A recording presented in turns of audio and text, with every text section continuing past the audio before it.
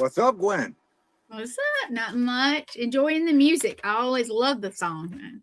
I've always got to find a new spot. Like I don't like anything to be unique. As a matter of fact, I think I'm going to redo my theme song probably for the year anniversary when I have Kenneth Drake on. That'd be cool. I have some suggestions of who might can help. Oh, I know exactly who can help. Yep. But no, I'm looking forward to this. So how's everything going with you? I know you got surgery coming up and stuff. We scheduled it yesterday. It's going to be for the 25th, so that show may be just a little bit different. Yeah, but it's going to be fine. Hey, everybody. Who we got? Sean and Blaine. Hey, Blaine. Morgan. I see Sean. I see Blaine. I see Morgan. Blaine, which reminds me, before we get into the show, Blaine, I need to schedule you to come on my show later in the year if you'd be interested. I'm sure he will. But yeah, no. So I know you got surgery coming up. Yep. You're gonna be a little bit below the Hey, Russ. You're gonna be a little bit, I guess you could say below the weather, but not sick wise, just in pain. Yeah, I'll be all right. I can push through. I've been pushing through this far. But anyway, hey, Jeremy, Russ, and Melinda. Yep. Everybody. Good gracious. Hey, Russ, yeah. I'll text you after the show, brother. I need details on that. Make sure you're all right. But tonight, let me tell you, I'm excited for the show that we have tonight. He's a good friend of mine. I've investigated with him in the past. We did an event together at the New England College in Henniker. And Morgan introduced us I think it was Morgan that introduced us at the Maine Paranormal and Horror Convention. And ever since then, we just kind of clicked. And let me tell you, good dude all around. And he not the most well-known, I guess you could say, in the field, but the dude's got knowledge. This dude is awesome. So I am looking forward to this show. And let me tell you, it's going to be an amazing conversation. We're going to touch on several different topics. Everything from the paranormal to maybe a little bit of other things that might be a little bit weird for y'all out there watching. But it's going to be a great show. So without further ado, I want to welcome to the Paranormal Unveiled Family, Thomas Donahue. Hey, guys. Hey. Tom, how you doing, brother? Doing well. I can't wait to get weird with you. Oh, trust me, it might get.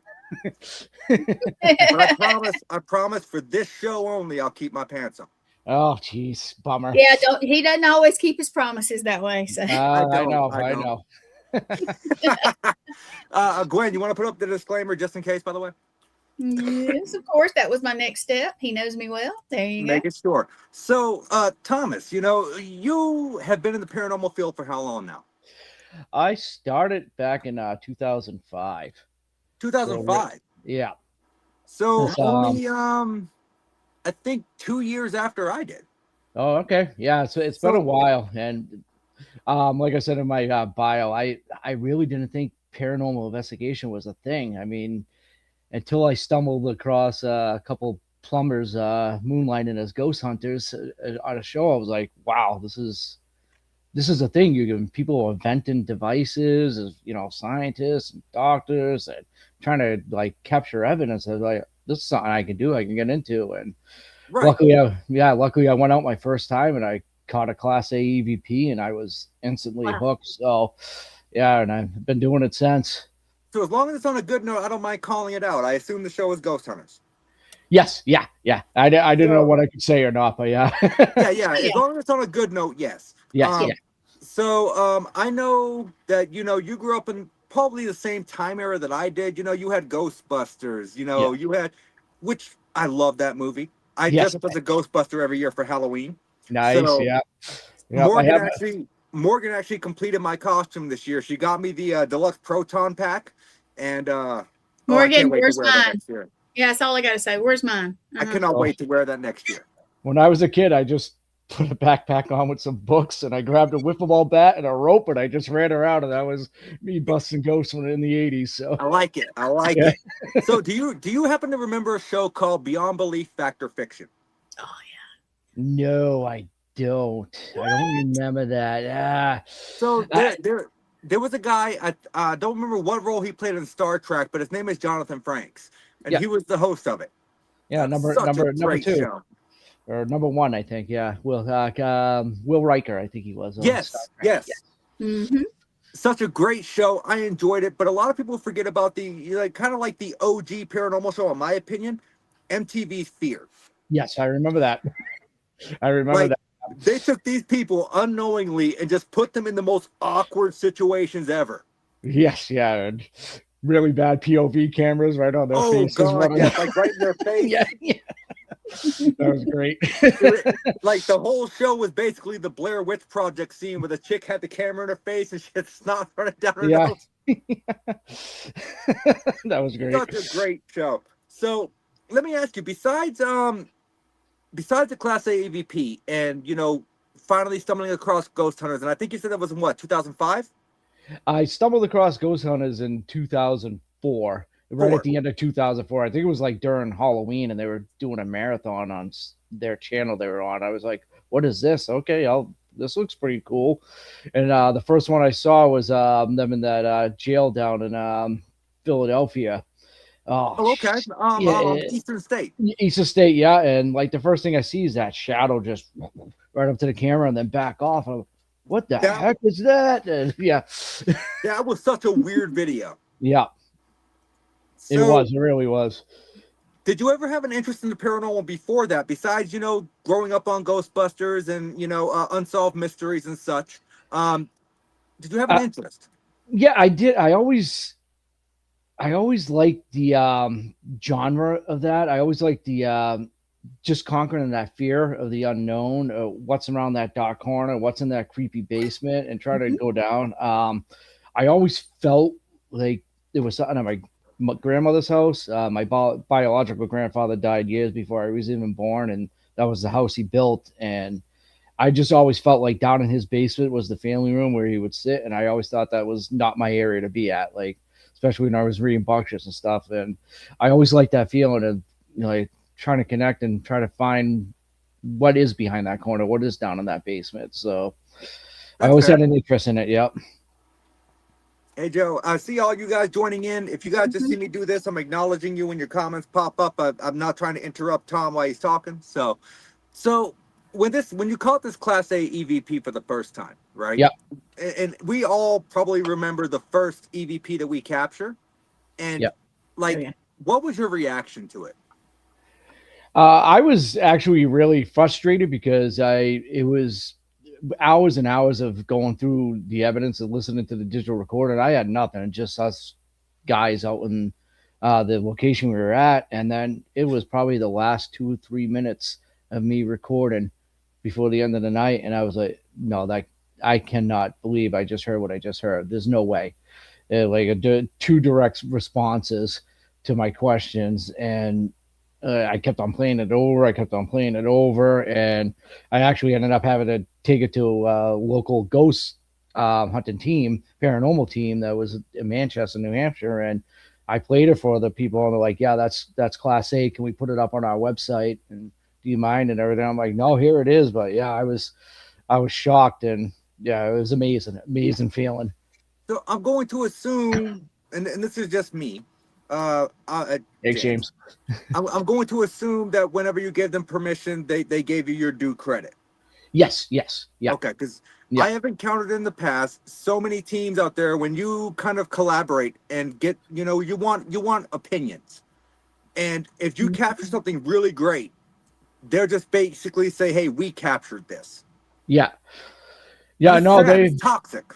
It is. I mean, it's kind of like using your stuff as a stepping stone to promote them. And, I know you guys were saying earlier, like you're trying to find all this stuff on me, but like not well known. I'm not trying to do it to be well known. I'm just like doing it to finances, and I have a blast doing it. So No, it was, and, and I wasn't saying that Oh, with I know, any I know. amount of, I I know wasn't where. saying that with any amount of disrespect for the record. Yeah, I know that, Nathaniel. I know that. Me either. I was just trying to make sure I knew enough, and I was like, I can't find a lot. Yeah, I But keep then- a low profile. Look, For me, smart. so for me, because I've investigated with him and I've watched his methods. Yep. I know how the guy works. He should be more recognized. Thank you, man. Thank you. He's So very you as humble. well. You as well. Oh, trust me, I don't want to be any more recognized than what I already am. But no, like I am really looking forward to this conversation. And another thing that I wanted to touch on, you know, we went to the New England College here in Henniker. Yeah. And I feel like we had an amazing turnout for that event, did we not? Oh, we absolutely did. A little bit of background on that. My daughter is a student there at New England College up in Henniker. She's a senior this year, but as an RA, she has to put on events every few months to get the other students involved and stuff like that. Mm-hmm. And she's been out with me before tons of times investigating, and she's like, well, during Halloween time, I would like to do an investigation at my college, Dad. Do you think you could help and bring a couple of your friends along? And yeah, so we've been doing that every single year since she's been in college. So this was year 4. And this year, this past Halloween, the first person I really thought it was Nathaniel Morgan to come along, because I met them. We really clicked it off. Candace and Derek, the Fetters there. I love them. I love them. They've come a few times. Monique Too Soon, she's been out to do that. My good friend Mandy, she's been out a couple times. But yeah, it's an amazing event, and the crowds keep getting, you know, bigger and bigger and bigger every year. So the word spreads on our college. She actually won RA Event of the Year one year because of the investigation thing. So that's awesome. Yeah, so it's a good little event. I wouldn't call it a little event. Because I feel like for me, for a private investigation, you know, just meant for the college kids, right? Yeah, that was a really good turnout. Yes, yeah. I mean, again, it just builds every year. Like every year, people had experiences, and people getting, you know, that I know people are going for, a lot of the students are going for the thrill of it, and you know they got them every year. They gotten stuff, so the word spreads, and more people come out. And it's a great thing. Matter of fact, there was a group of kids, and I know you'll recall this. There was a group of kids that after they investigated with me and Morgan in the it wasn't the carriage house. It was I don't remember the name of that building. Oh, it was the middle building off to the side. Yes, we had the admin building, we had the carriage house, and there was another one. Yeah, I forget what that was too. I just stayed in the admin building the whole time. So, he did. Yeah. But that whole group of kids left. Yeah. They were out of there. So I decided to try and experiment with one of the kids, and I put them in the Estes method. And I told them, hey, if just yell out, I'm done if you're done. And we were sitting there asking questions, getting pertinent responses. And Morgan was sitting there with me, and she was like, well, I'm picking up on this. I think she said some kind of like what she would consider a stable boy or whatever. And like literally what she was picking up on was almost perfectly matching what was being yelled out by the girl that was under Estes. Nice. And her cohorts that were sitting around the table, they're just sitting there like, I don't believe this. I don't believe this. And then we pulled her out, which I scared the crap out of her when I did that on accident. I walked back there and I tapped her on the knee, and she about jumped out of that chair. So I come out and I'm like, does anybody else want to give it an attempt? We have about 10 more minutes in the building. Mm-hmm. And someone volunteered, and they went back there, nothing. The whole time they sat back there, they heard nothing. Which reminds me, I still have the audio recording from that I need to go over, because I want to see if we captured anything on EVP. Yeah. I need to do that. And I will write myself a note right now, Tom, because I want to do that, because it's still on my voice recorder.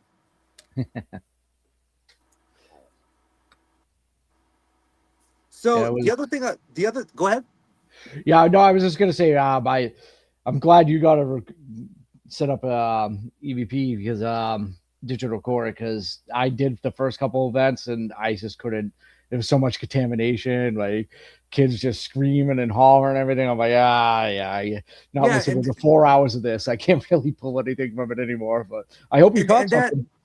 I agree with you on that, and that is my concern, which is why I have a secondary program that I run my EVPs through that will break it down to the human vocal range. So I can tell whether or not something's outside of the human vocal range. That's what I will focus on. Nice. Mr. Fancy Pants over there. Not really. It's a free software. When I pull up my laptop and I fire it up again, I'll send you the software name. It's a free software. Yeah. Please do. You put in your audio and you'll see where it gives you 2 lines and it tells you what the human vocal range is. Okay. And when you see something that falls behind that, like below it or above it, that's the area you need to focus on. Gotcha. All right. It's very helpful for investigations where you're in there for a long period of time and you have a recorder consistently running. Yeah. So I want to touch on what was going on in the admin building, okay? Because watching you using the dowsing rods, do you think that you have abilities? I personally don't think so, but I've been told by a few people that I do have something. I do have some sort of flavor or something. I never really explored that. I don't know. I don't want to say, I'm a psychic medium or I'm a medium or this and that and have it not be true. So fair. Fair. And I just, I go with what I do feel with my body into certain areas and stuff like that. I mean, that's, what happened with me and Morgan when we were in the admin building that time. You wanted to go all the way up, and her and I just kind of stopped because I just felt like I was like kind of stepping through water. It was real thick. I got, the electrical current through me, and I was being pulled into the direction. And again, Morgan's just like, "Do you feel that?" I'm like, "Yeah." Yep. She goes, "That's where we need to go after this." She goes, "That's where it's pulling us." And that's when we did the dowsing rod section over in that area and everything. And that was it, for anyone, obviously, if you weren't a college kid at the college that missed that, that was astounding. Yeah, it was crazy. I mean, the flashlight completely killing it out during a question and answer session and everything. It was good. Yeah. If I'm not mistaken, we had 2 flashlights completely die, didn't we? Yep. Yeah, I know it was mine and somebody else's they were holding one in this. I think it was my flashlight. Was it? Yeah, it was so many kids. It was so many people in that back doorway. We went up to the top floor and I was going to use my flashlight to walk to the end and it wouldn't turn on. I'm like, well, it's a straight hallway. Fuck it, I don't need it. But no, like watching how him and Morgan were going back and forth while he was using the dowsing rods, like that was beyond amazing to me. And I still to this day do not understand it. Yeah, and I wish I could give an answer on, like, I've never used dowsing rods for the majority of me investigating. I just recently started using them within the last like 2 years. I started to like really cut back on I mean, I don't want to call them gimmick devices, but I don't come all fully geared up when setting all this stuff up. I'm drawing it back to a real basis. I'm like, I've seen people use these. Let me see if they actually work and if I can get them to go. And yeah, I can get those things going pretty good almost every time now. So there's something there. So Gwen, to give you some context, picture Bill with dowsing rods. That's Tom. Oh, that's cool because he's good with them too. I've seen him with them. Yeah. Yeah. Bill is the only other person I've seen use dowsing rods that impressed me as much as Tom did. Is that your favorite thing to use? Like you're very. It is now. It is now. Okay, like, yeah. I've like I said, I try to draw back. I know people like, and I'm not knocking any device out there. There's no set method to catch evidence. So it's it's not like step A, get a tattoo. Step B, have past trauma. Step 3, wear black, and you're gonna go out and catch a ghost. But it's if you're able to catch evidence with something, you're able to back it up. That's awesome. But I hate lugging everything around. I got like 4 or 5 cases, a backpack, and it's like, oh my god, I'm gonna set all this. Hey, take what works for you. Yeah. Nathaniel brings the whole household of stuff. Oh, I do. He saw what I brought. I do. And let me tell you, that stuff is not easy to lug around. Yeah. I hope you at least have some wheels on something, Nathaniel. Yeah, he does. Actually, yeah. I do. What I brought to the Henniker event is a quarter of what I have. Oh, jeez. And I don't. That was a few trips. And here's the great thing: I don't really use gimmick devices. Yeah, do I have a motion sensor music box? But let's be honest: if you hit metal hard enough and it reverberates off of metal, it will actually set those off. So, here's the thing: do I have some of those what I would call gimmick devices, as you were going to word it earlier? And that's a perfect description, to be honest. Yeah. Do I trust them? No. I do trust my crystal pod made by Lord Hellickson now. Yeah, she was explaining that to me. Yeah, it looks awesome. Yeah. The only time I have ever had that thing go off in the 3 years that I have owned it was in the carriage house. Wow. And no one was around it. Oh, nice. I like that. Yeah, we all heard it, and me and 2 of the other students walked over to look. There's no one in the building. The only time in 3 years that I've used that piece of equipment that I've ever had it go off. Wow. Dang. Nice. Because it works off of electrostatic. It doesn't work off of proximity. Yeah, you were showing me that before. Yeah, with doing awesome. The pen test. Yeah. Yeah, it is so amazing. So I would love to, if we, the next time I actually get to see you guys, maybe you can use it with me there. That would I mean, any event that I'm ever at, Gwen, if you're going to be there, I'll bring it with me just so you can actually see it in person. Oh, yeah. Usually it's somewhere you have to fly to. And I'm sorry. I know you don't want to take your best favorite stuff. Well, no, I don't want to pay for the fucking carry. I don't want to pay for the exactly. But I mean, but for Broadhead, when I go to the beer brawl, I am paying for extra baggage because I am bringing some of my equipment with me. Oh, cool. But but so going back to the college event, like we went upstairs at some point and we decided. Well, I guess technically I decided that someone needs to go and do the Estes method. And I'm like, I'm down. So, from my understanding, because obviously I cannot hear the questions you guys are asking. Yeah. There was an intense exchange there. Yeah, I mean, I know so that kind of situation, we let the students ask the questions, and they were getting good responses back from Nathaniel. But the thing that really hit home was it directing us to, somebody asked, "Where are you?" And it said, it's the room with the 4 windows. And this used to be an old bed and breakfast stop in Henniker. So they did rent out rooms all the way upstairs. And like every bedroom in here basically only has 2 windows. But at the very, very end was a conjoining room that was wide open. So it had 4 total. So one big room. And like.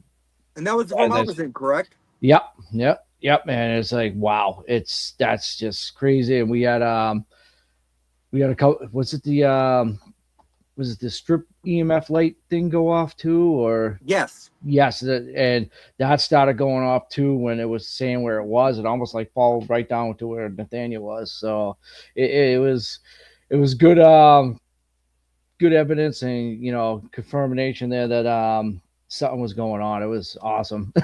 and I don't know who asked the question, but someone had asked something, and when you Morgan decided to pull me out, I had gotten the word, which does not come through a spirit box, because a spirit box, they run through, FM radio waves, and certain words are filtered out.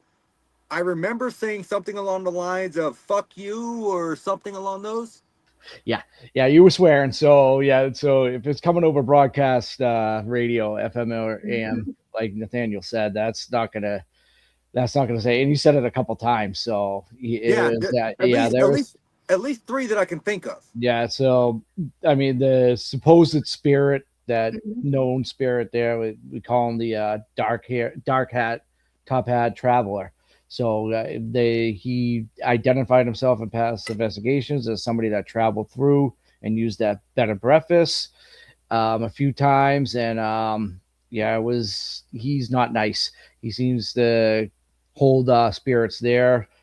And that was definitely not like a college kid telling Nathaniel to go screw himself or F off or anything like that. So and we immediately connected it to him. So, and I can tell you, out of all of my years of doing the paranormal and doing Estes methods, I've done Estes methods on the USS Salem. I've done Estes methods down in Alabama when I went to the Sloss Furnaces. I did Estes method at the St. Augustine Lighthouse in the Castillo de San Marcos. I have never heard a cuss word come through on an Estes method. and it's just multiple times too. So, I mean, that was shocking to me. Yeah, and it wanted you out of there. I almost didn't want to say it because I swore I was mishearing it. And I'm like, no, I'm pretty sure, like, obviously you have to have that split timing in your head where you have that split second where you're like, did I hear that? Yes, that's exactly what I heard. And you got to yell it out because someone's asking a question. You've got to give them that response. Yeah. Yeah. And I feel like we all had an interesting experience as well the same night when we went down to find the grave of Ocean-born Mary. Yeah, that was... Whatever was in the woods. Yeah. So, do you want to walk us through that process and describe exactly what was going on? Yeah, so in the middle of the... Yeah. Miss you too, Alan. Alan's the best, man. I love Alan. Yeah, Alan and Larissa are amazing people. Love those guys. No, but in the middle of the campus is a cemetery, and famous, haunted stories of Ocean-born Mary, and she's buried there. So we went there last year during an investigation, had some stuff, but I wanted Nathaniel and Morgan and the other people that we were with to check it out as well, because just wanted to see if Morgan tipped off or anything, because I remember what I felt from the previous investigation in the area I felt it from. And everybody went there. They went up to the headstone and was asking questions and got a REM pod out to see if it would respond, but immediately I was drawn back to where previously I saw a dark shadow just down in the woods. It's down a hill, and Greg and Morgan's like, yeah, I need to go over there too. She goes, I got to go over there. There's something being drawn over there. And yeah, we went there, and I mean, this is October. It was cold outside, and it felt humidity, heavy air. It felt really thick, a little bit tightness in the chest. We had Candace Fetters with us. She started feeling something over there as well. She walked over. So, but yeah, it was crazy. Like to have that many people feel from that exact area and not really say anything to each other. Like we all just kind of shambled over to that and then said, all right, this is what I'm feeling. Yeah, this is what I'm feeling. Yeah, same thing here. And you know what I just realized now that you say that? We all kind of assembled in the same spot. I know that your daughter and her friend, they kind of wandered off deeper into the cemetery. Yeah. But me, you, Morgan, Candace, and Derek were pretty much all in the same area. Yeah. And it just clicked in my head that I was using my iPhone and I was snapping photographs in that direction before that's the direction that we decided to go in. Yeah. That's strange. Yeah, it is. I immediately felt that I didn't want anything really to do with the, asking questions at the headstone or anything like that. I'm like, something's over there. I want to go over there. And like I said, we kind of just shambled like the Walking Dead over there. We all just literally, it's how it was. Yeah, and there was almost like we didn't want to go past a certain point either. Like we just went like right up to the edge of the barrier, and none of us went any forward. We were just like, all right, let's just stay in this moment, see what happens, see what we feel, and discuss it. If I recollect correctly, the only one that ventured beyond the point where we decided to stop was Morgan. She went headlong into the woods. Yeah. Yeah, there's no trails. There was no more headstones or anything like that. It was just woods down. Yeah, there was just woods down to a creek. And I saw this little drop off. I'm like, Morgan, I've got a flashlight. Do you see the drop off? Yeah, she was. She wanted to keep on going, probably because she's more in tune with her abilities and stronger pull to it. Oh, let me tell you, she has made a believer out of me when it comes to mediums. Yeah, she's great. She's amazing. She is. Yeah, we're bragging on you, Morgan.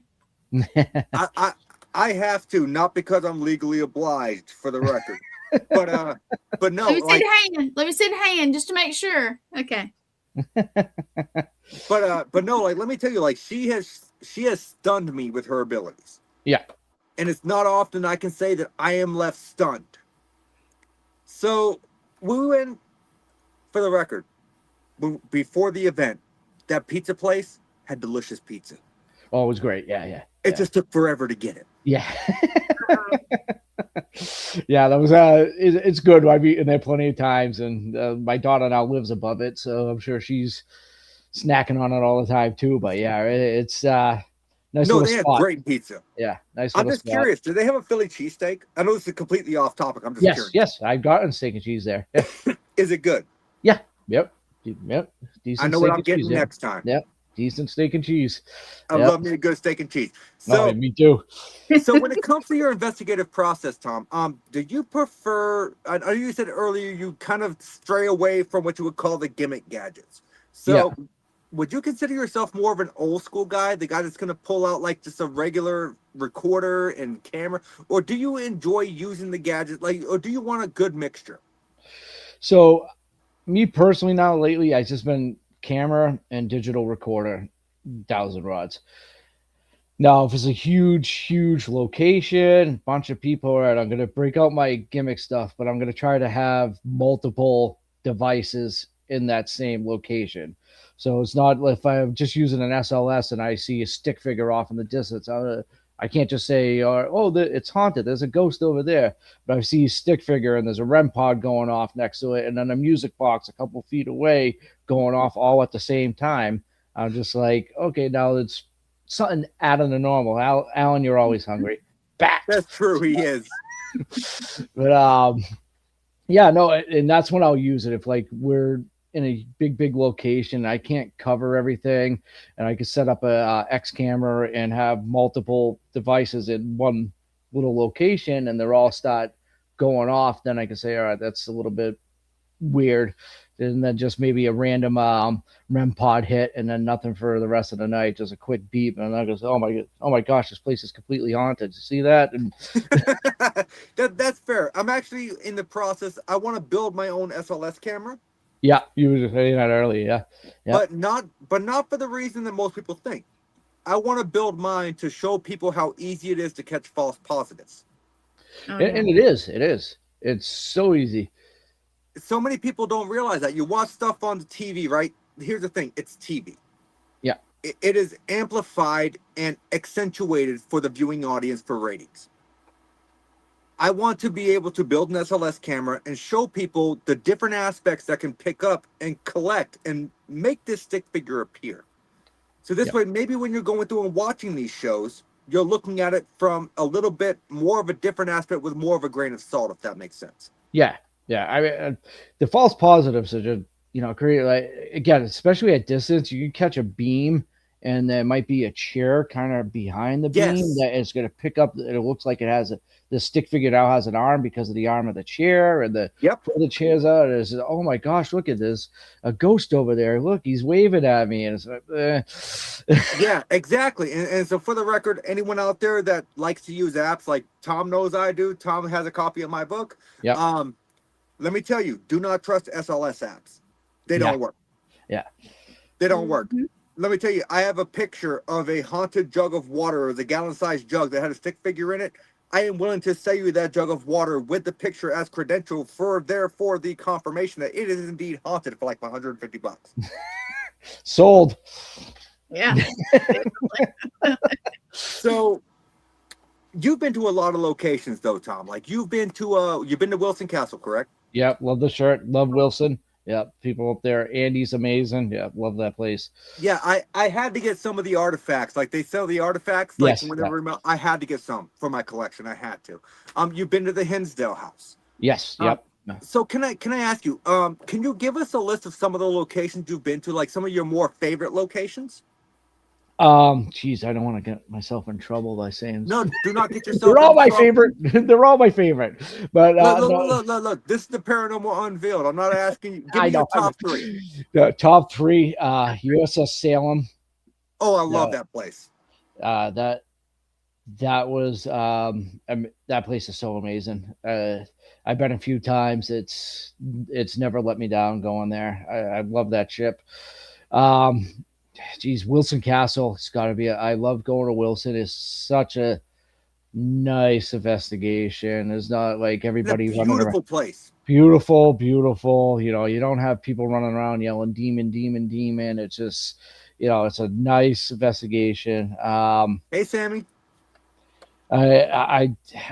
Gosh, I don't want to leave anybody out, but I love the Hinsdale. I mean, I love Wildwood Sanatorium. I've not been yet Yeah, that's a to either great. one. Yeah, those are two great ones out there in Western New York.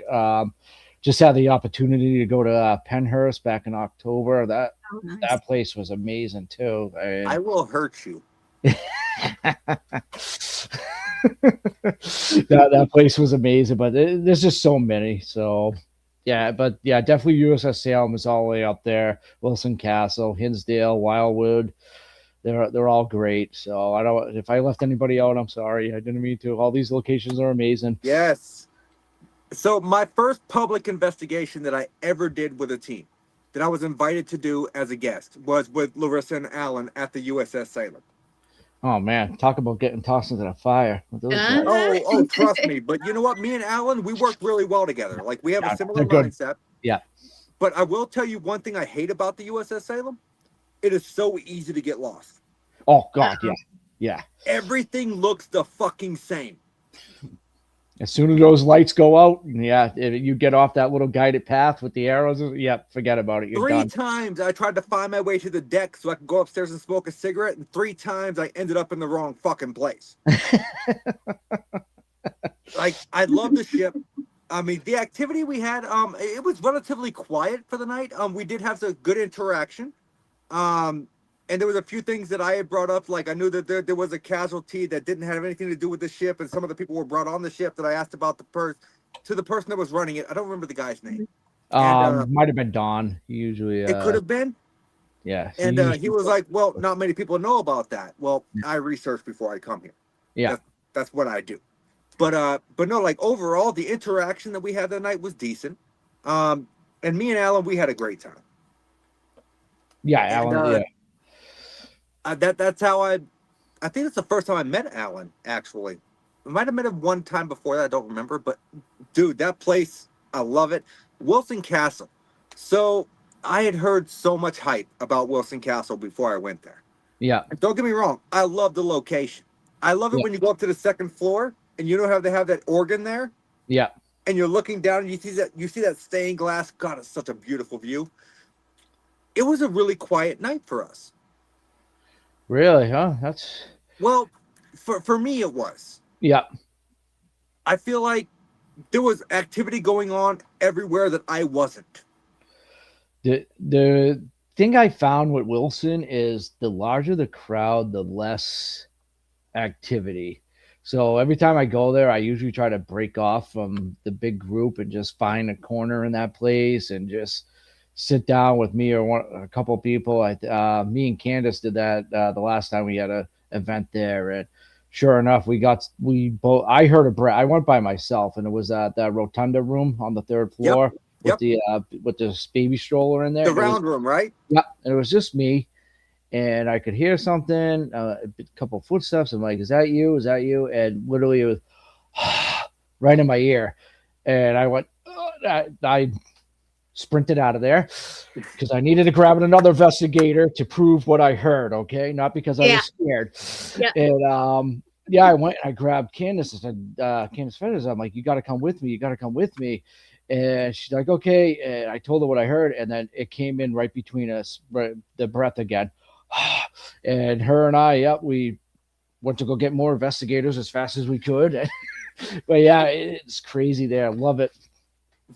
Hey, Len. So let me ask you, Tom. When you're on an investigation, you have a slow point, right? Yeah. Do you ever try to prank your other investigators, like give them a good jump scare if things are slow? I feel like that's a necessity. Yeah, you have to break the rhythm. You got to break the rhythm. If you're having some downtime and got to pick a target, an easy target, like Alan would be the easiest target in any investigation. Alan tried me at Wilson Castle. That's why I brought it up. Because I was upstairs walking around with Morgan, and all of a sudden I hear in my ear, "What are you doing?" And I turned around, I was like, "I assume the same thing you are." And he was like, "Okay." I did get pranked there, but not by a person. It was my first time going there, and we did the overnight. It wasn't an event, but it was us renting out the place. And I went all the way downstairs to use the restroom, and nobody ever told me about the bats. And it was about 2 in the morning, and I opened up that bathroom door, and boom, and you could ask all the other investigators there. I screamed like a little girl when that happened. I can only imagine. I was petrified. I had no idea about those bats, and yeah. Oh, I can only imagine.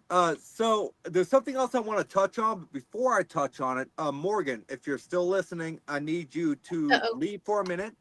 Ixnay out a now a morgue. Say okay. Hold on. When you've left. Because I want to touch on something that me and you and Morgan had discussed at the New Hampshire College event. Yeah. All right, Morgan, are you gone? You still there? I'm waiting for the response.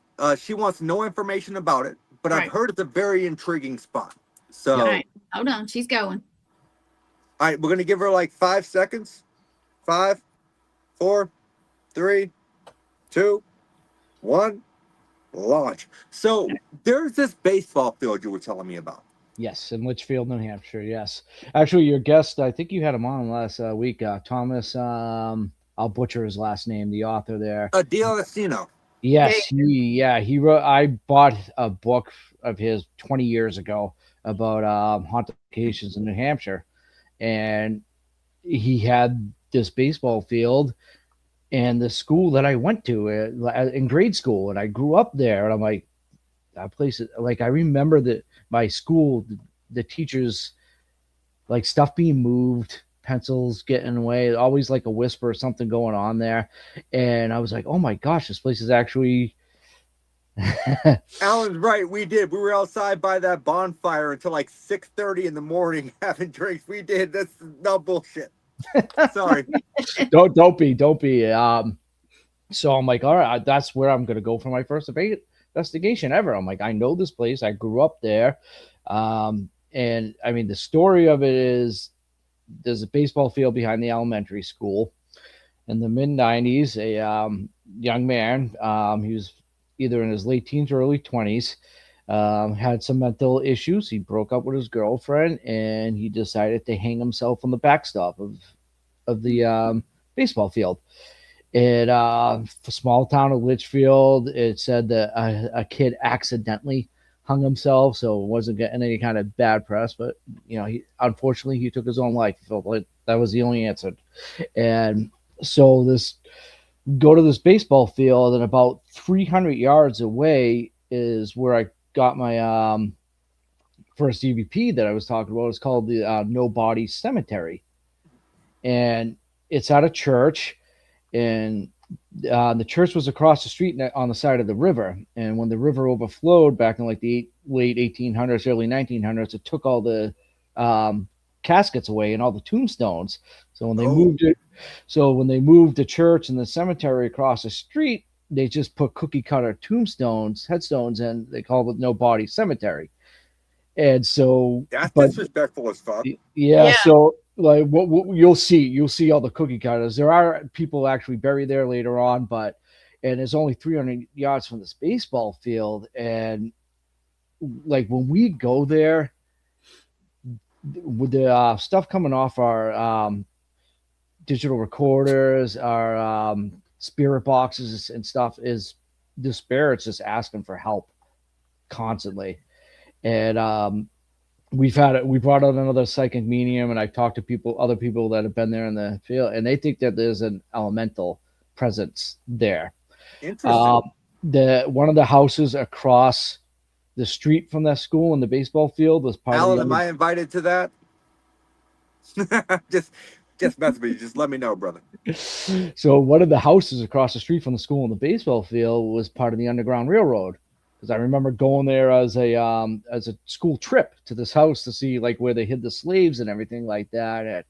And this was like the center of Litchfield when it was first found and back in the 1700s. And this is like this whole spot, and it is very, very heavy at that baseball field where we've been told we're being surrounded. And then the fog would roll in and everything like that.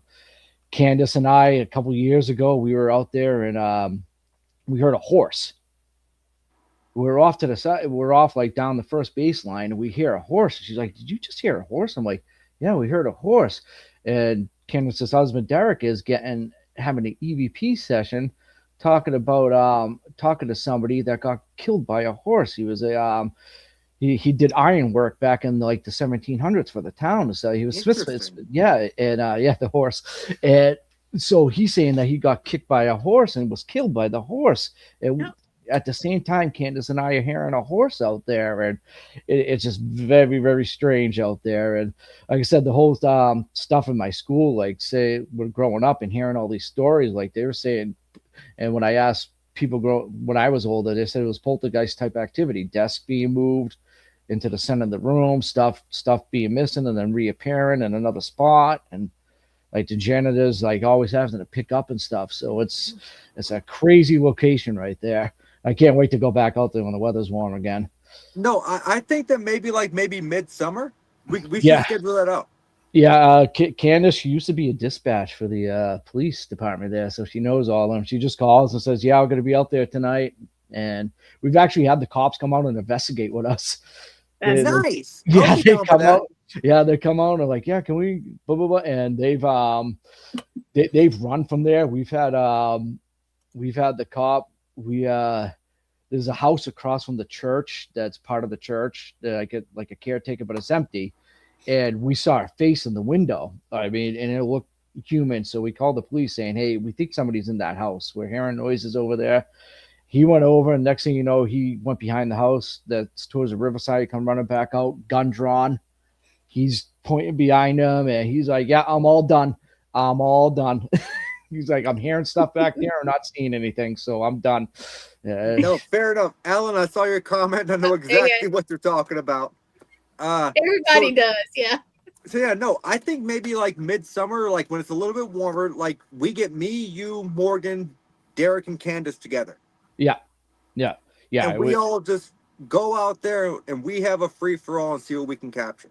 Yeah. Oh, I can't wait. I love that location. I'm very intrigued. Yeah. Yeah, so it's going to be two spots right there because, like I said, the Nobody Cemetery is 300 yards away. So the baseball field and that cemetery. I do love me a good cemetery, but I can tell you that typically when you catch an attachment, that's where you catch it. From experience. Yeah.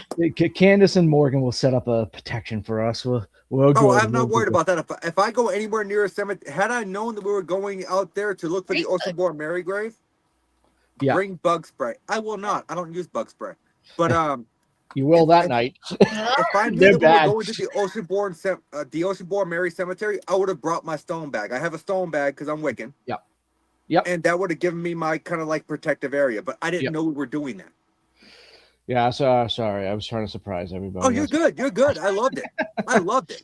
But if I know that we're going over there at this event, like when we meet up, then I'll definitely bring that with me and I'll be good. But don't get me wrong, Candace and Morgan, do your thing. Morgan might not be in here yet because I told her 10 minutes. Yeah. But so, are you done? Yeah, by all means. Huh? You're done? Are you talking finished? About the field? Don't you tell me what to do. Boy. I'll come through there. I'll come through here. Come on. But no, so I will bring my stone bag with me, but by all means, the extra protection does not hurt. Yeah. That's right. Yeah, so that first EVP I caught there was, like I said, was at that Nobody Cemetery. I asked if this was their final resting place, and I got, it is not. And then I asked, is there any message you'd like to give me? And the Class A was get out, clear as day. And I actually left out. I didn't hear it at the time, but I literally left 5 minutes later. But yeah, that place is crazy. That's awesome. So if you want to shoot Morgan a text real quick, Gwen, let her know we're done. I am. So can I ask you, besides the field, right, besides the baseball field, What is your craziest experience that you've ever had when investigating? USS Salem with Mr. James Anito a few years ago. He was doing one of those events of, guided event. You get the pair of celebs in there and you Of go course. through a location, and him and I were just going down the hallway, and we were going from one room to one location to another inside there. I think we go down to the medical bay from the officer's room there, and I just saw a shadow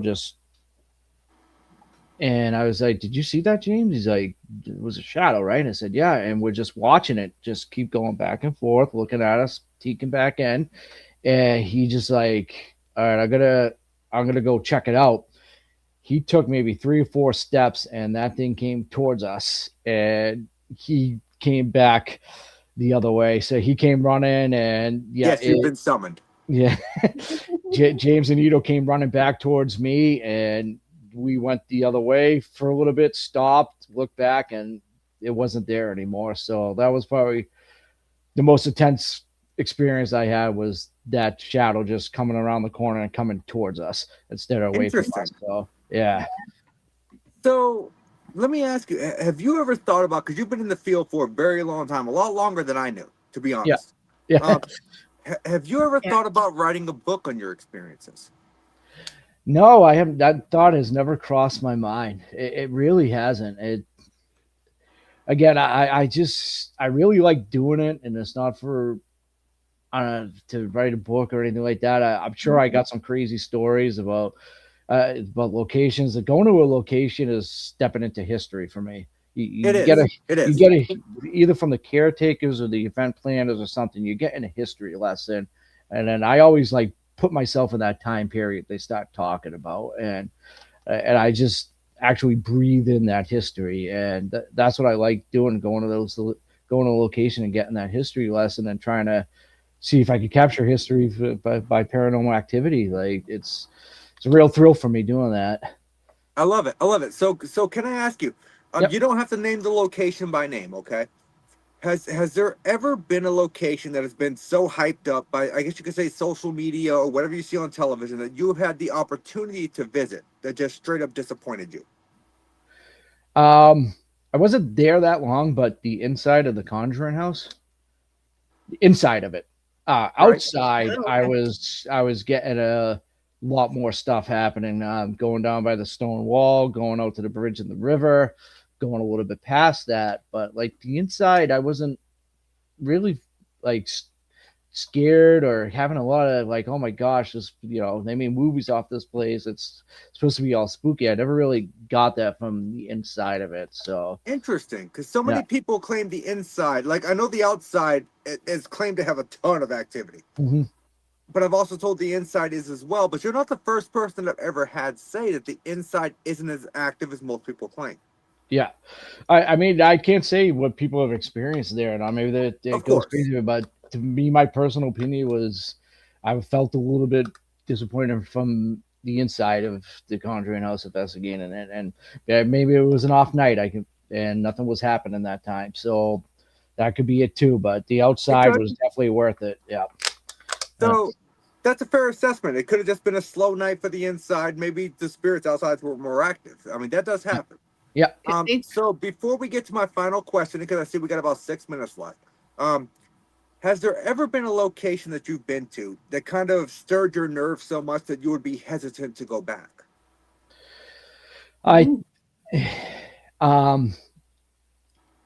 It's definitely the Hinsdale. That was like the first like well-known location I went to investigate, and just like all the hype going into it kind of sent me in a bad mindset. I saw some stuff happen to other people that I was with there that kind of shook me. And the outside, I saw some stuff that happened to some people that kind of shook me, and I've always said I don't think I could sleep here. I don't know if I would ever spend overnight here. So every time I go out, I book a hotel that's near there, and I go to the hotel because I don't know if it's me, but I've seen a lot of stuff happen there. So So do you think it's possibility that it could be psychosomatic? Like you don't want to be there just because based off of what you've experienced and what you've heard?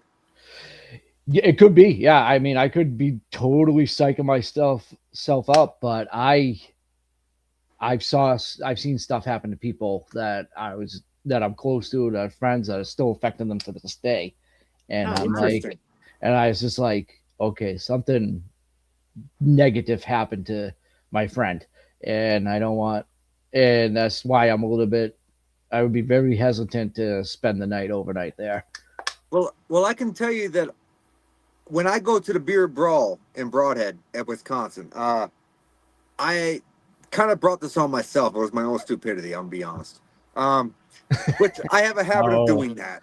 No. So I want to add something when you get finished to that about this. We're doing a charity thing where, depending on the amount of money raised for the charity that we're doing, depends on how long I will spend in the boiler room chained to a chair blindfolded.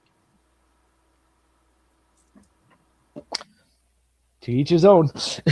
Yeah, might not have been my best decision in the moment. All for charity. That's what you're going to keep telling yourself. I have a better. Well, here's the thing. It's for a charity of my choice. Yeah.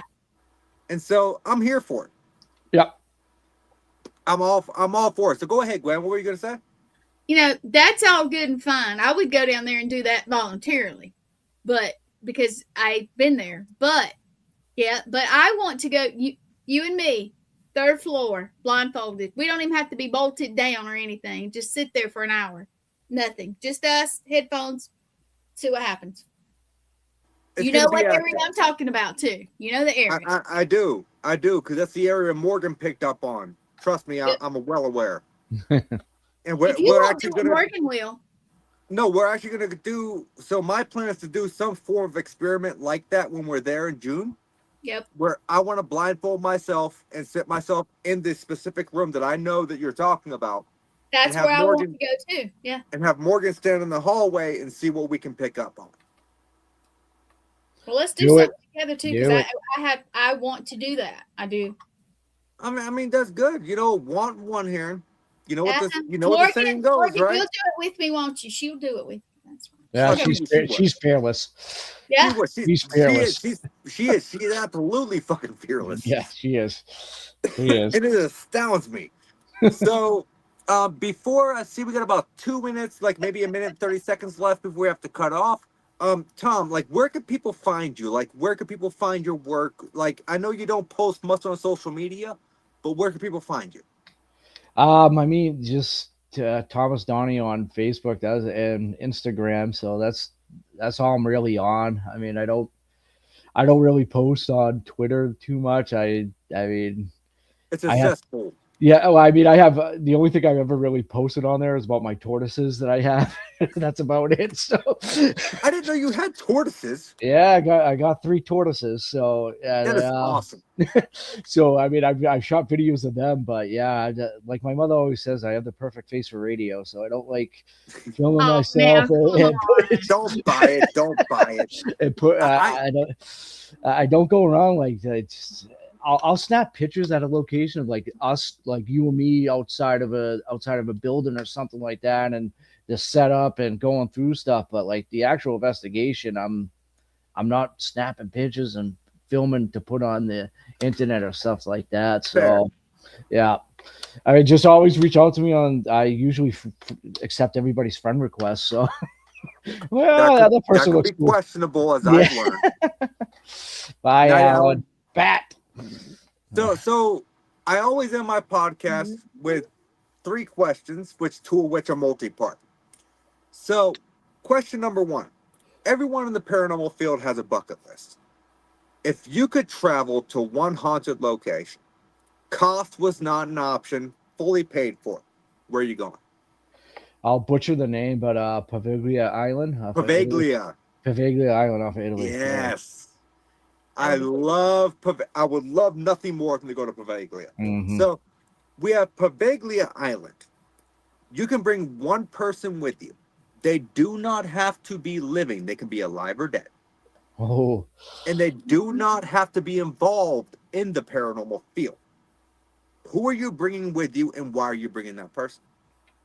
I'm gonna say Harold Ramis on Ghostbusters. Oh, but why? Yeah, Well, I've not heard that one.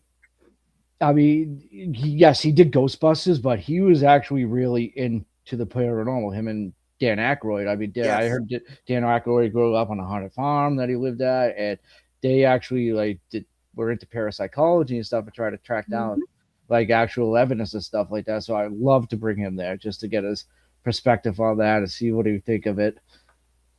I love that because Dan Aykroyd is actually a third-generation ghost hunter. Most people don't know that. Yeah, I didn't know that. Wow. He's a third generation. His great-great-grandfather and his grandfather and his father were paranormal investigators. So technically, he's the fourth generation. Wow. Yeah. That's crazy. Awesome. Yeah. I would love to have him on my show at some point, but he'll never respond to me. I've sent like 5 emails. He's probably going to block me soon. But so we got Poveglia Island. You're bringing Harold Ramis. Yeah. You can only bring one piece of equipment with you, and I already have a feeling I know what this is going to be. What piece of equipment are you bringing with you, and why? I would say dowsing rods, but since it's an island, I don't know with the water all around how that's gonna like translate. We're using the dowsing rods, so you're throwing me off here. Yeah, it's throwing me off too because now I don't know what I would. It would definitely have to be 4K ultraviolet night vision camera. Like I just got to see what's going on now. There you go. Yeah, I love it. So we're going to Poveglia. We're bringing Harold Ramis with a 4K ultraviolet camera. That is honestly a very awesome answer. I never would have went with the ultraviolet camera. That threw me for a loop there. So kudos to you. Yes, great answer. But everyone, I thank you all for joining in. Tom, thank you so much for coming and spending a little bit over an hour. Thank you for having us. You guys are awesome. Thank you for having me. It's been a pleasure. I appreciate it so much. No, if you wouldn't mind hanging out in the background for like 5 minutes, we're gonna run one more ad, and I got a follow-up question for you, and I promise you, then I'll get out of your hair, which lack thereof. We're twinning. I have a lot, so I got enough for you too. But yeah, so if you wouldn't mind hanging out in the background for just a few minutes, we're gonna run one more ad, brother, and I will get back to you. Thank you. All right. I feel like that was an awesome show. Yeah. I didn't know. I was like, I don't know enough about him. And Nate's like, it's okay. I'm like, I know. But then, when we talked with him before the show, I was like, no, this is going to be great. He's awesome. Like, Tom is one of my favorite people. And I know he's not in it for the fame, but I really do wish that he is a little bit more well-known because he does great work. He sounds like he does. I mean, I you know what? If I ever get up that way and we get up together like I would really love to, maybe he can be one of the folks that comes. No, trust me, the guy knows his shit. Yeah, he sounds like he does. And not bragging in a way. Yeah. Thank you, Candace. No, he doesn't brag at all. Like, he's very humble. And let me tell you, like, one of my favorite people, I just feel like that was an amazing show. There was a good conversation. We didn't touch on everything I wanted to touch on because I wanted to ask his opinions on cryptids and stuff. But we just kind of went into conversation mode, which we kind of knew in the pre-show that was going to happen. Oh, so, great. Well, he can always come back. We'll put him on the calendar. Oh, I'll definitely have him back. Definitely have him back. So. But everyone, thank you so much for tuning in. I know Gwen's got another show here shortly. I do, but I do have 2 things to add. No, you don't. Yes, I know Gwen has another show. I do. We have a little bit of we got some new people coming for shows and stuff, and I know I got just watch out for the new stuff. It's coming soon, as well as the stuff that's already here, and of course Nate's awesome, and Jeremy's coming up at 9:30, and his energy, just watch it and you'll catch it. And that definitely watch Twisted Tales after this show. Yes, do. And he's got Matt Warner. Yes, he does. So, and me and him were talking a little bit on the phone before our show tonight. So that's cool. Yeah, look forward to him. We had him on that time, and he was great. One more thing for everybody who tried to watch me on Monster Quest last week: because of the Olympics. They moved it. So do me a favor, Friday night, if you can, 10 p.m. Eastern, come watch, come support. I have a little bitty spot in there, but if you would, come and watch, that'd be awesome. We're telling our audience what to do. No, I'm just asking them if they would. So yeah, and I know Jeremy will be there. No, they definitely should check it out. Definitely should. Yeah, check it out. And next week, tell them who we got. Next week, if all goes as planned, I have the Cabin on 360, which is a haunted cabin down in your area, Gwen. Yeah. So, trying to get that figured out. We're having a little bit of logistics issue at the moment, but I feel like we're going to get it worked out. Okay. But however, so if all goes right, next week, we're going to have either the Cabin on 360 or we're going to have a surprise guest. And I don't even know who the fuck it's going to be, but it's going to be a surprise It'll to me. Surprise you, right? You're going to let me pick? It'll be a surprise to me, too. But that being said, I want to thank Thomas Donahue for coming on the show, and welcome to the Paranormal Unveiled family. I will definitely have you back on at a later date. But other than that, guys, everyone watching, thank you so much for tuning in. Do not forget to stay tuned for Twisted Tales with Jeremy Cotter. It's going to be an amazing show with Matt Warner. And I will see you all next week. Same spooky time, same spooky network.